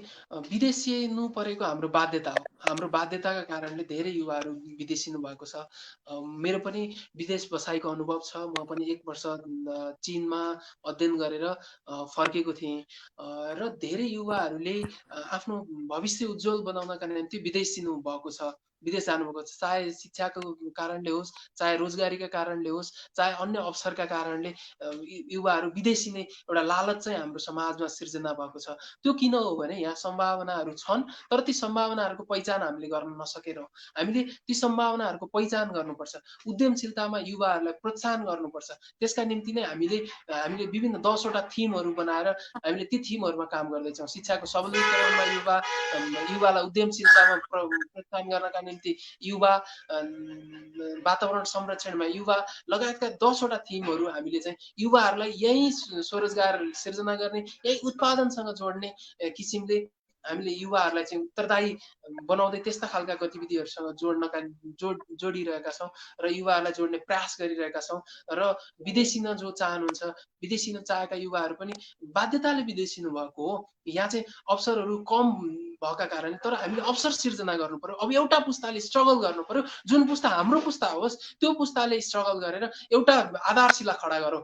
त्यो सानो रूपमा, सानो परिणाममा किन नहोस्, हामीले उत्पादन गर्न थाल्यौँ या उत्पादनसँग जोडिन थाल्यौँ भने फेरि ती युवाहरू फेरि यहीँ बस्ने वातावरण सिर्जना हुन्छ। त्यो वातावरण सिर्जना गर्नका निम्ति तपाईँ हामी जस्ता युवाहरूको भूमिका छ। हामीले यहीँ गरौँ, कृषि यहीँ गरौँ, यहीँ उत्पादनका कुराहरू गरौँ, यहीँ म्यानुफ्याक्चरका कुराहरूदेखि लिएर गएर अन्य विभिन्न सम्भावनाहरूको खोजी गरौँ, यहाँका सम्भावनाहरूको पहिचान गरौँ। ती सम्भावनाहरूको पहिचान गरेर हामीले यही सम्भावनाहरूलाई उजागर गरेर देश निर्माणमा लगायौँ र हामीले उत्पादनसँग जोड्यौँ र उत्पादन गर्न सक्यौँ भने, सानो परिणाममा उत्पादन गऱ्यौँ भने पनि हामीले चाहिँ भोलिको समाज निर्माण गर्नलाई, भोलिको भविष्य, उज्जवल भविष्य निर्माण गर्नको निम्ति, समृद्ध नेपाल, खुसी नेपाल निर्माण गर्नका निम्ति त्यति ठुलो चाहिँ समय लाग्छ भन्ने लाग्दैन। हामी चाँडै नै त्यो कुरा हासिल गर्न सक्छौँ। तर हामीले हाम्रा वरिपरि रहेका चिजहरू, प्राकृतिक चिजहरूलाई प्राकृतिक मितव्ययी ढङ्गबाट प्रयोग गर्दै तिनीहरूलाई उत्पादनसँग जोड्यौँ भने अवश्य पनि धेरै युवाहरू विदेशिनु पर्दैन। जुन आफ्नो परिवार छोडेर, आफ्नो समुदाय, आफ्नो राष्ट्र छोडेर विदेशिनु पर्ने एउटा स्थिति छ, त्यो स्थितिबाट बाहिर रहनुपर्छ। बाहिर रहन सक्छौँ, हामी हाम्रै देशमा केही गर्न सक्छौँ भन्ने लाग्छ। र हामी जति पनि विदेश गएर अध्ययन गरेर फर्केका युवाहरू छौँ, ती युवाहरूले पनि स्वदेशमा मलाई चाहिँ त्यही लागेर मैले चाहिँ म विदेश गएँ, विदेशबाट अध्ययन गरे पछाडि मलाई आफ्नो देशमा केही गर्नुपर्छ, आफ्नै देशमा आफ्नो अनुभव, आफ्नो सृजनालाई चाहिँ सृजनात्मक रूपमा प्रयोग गर्नुपर्छ भन्ने लागेर म पनि यही छु, तपाईँहरूसँगै छु। सम्भावनाहरूको खोजी गरिरहेको छु, सम्भावनाहरूसँग यहाँ उत्पादनसँग जोडिन खोजिरहेको छु। हामीहरूसँग पनि सम्भावनाहरू प्रशस्त छन् र तिनै सम्भावनाहरूलाई चाहिँ हामीले सदुपयोग गर्दै हामीले हाम्रो राष्ट्र समृद्ध बनाउन सक्छौँ र धेरै युवाहरू यहीँ बस्ने वातावरण बनाउन सक्छौँ। हस् त दाइ, समय दिनुभयो, हामीले हजुरसँग लामो संवाद पनि गऱ्यौँ, धेरै विषयवस्तुहरू उठान भयो, यसको लागि एकदम धन्यवाद भन्दै अहिलेसम्म परिवारबाट र मेरो व्यक्तिगत तर्फबाट हजुरलाई म धन्यवाद व्यक्त गर्दै आजको कार्यक्रमबाट हामी छुट्टिन चाहन्छु। हस्, धन्यवाद। तपाईहरूलाई पनि धेरै धन्यवाद।